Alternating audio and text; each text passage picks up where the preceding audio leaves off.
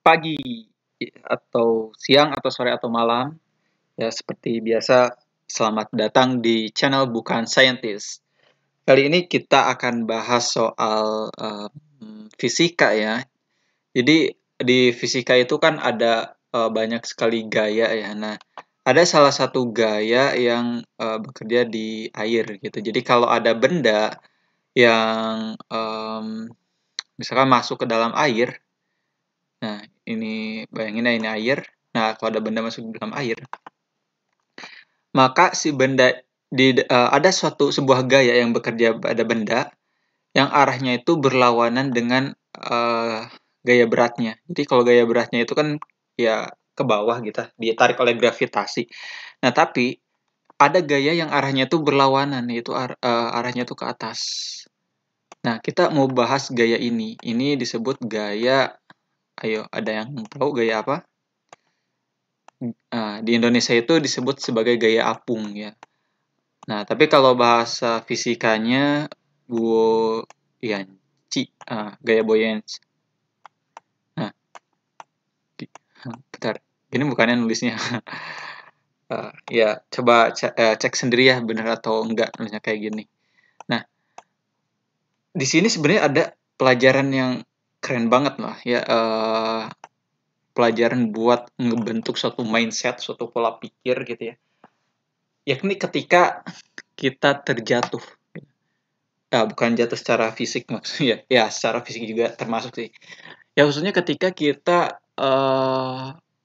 sedang berjuang ya, atau sedang melakukan sesuatu, sedang mengejar sesuatu, ya entah itu tujuan, impian atau lain sebagainya.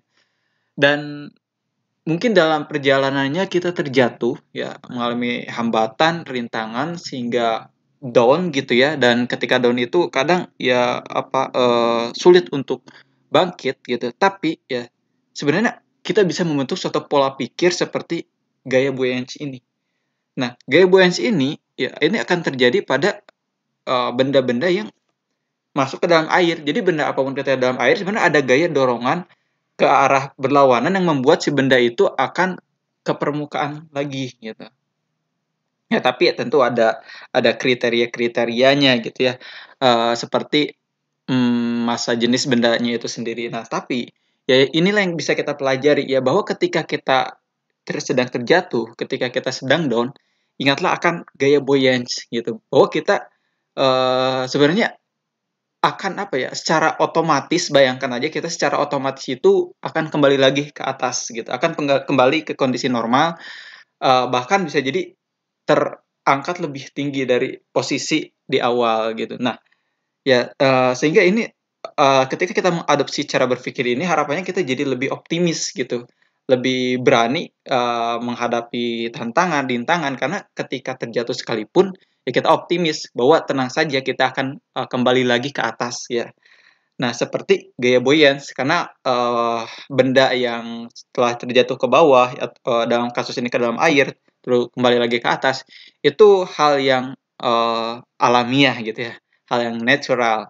Nah, nah itu aja yang bisa aku bahas kali ini. Seperti biasa, semoga nggak ada manfaatnya. Ya, dan ya seperti biasa juga, jangan like, jangan komen, jangan subscribe. Terima kasih.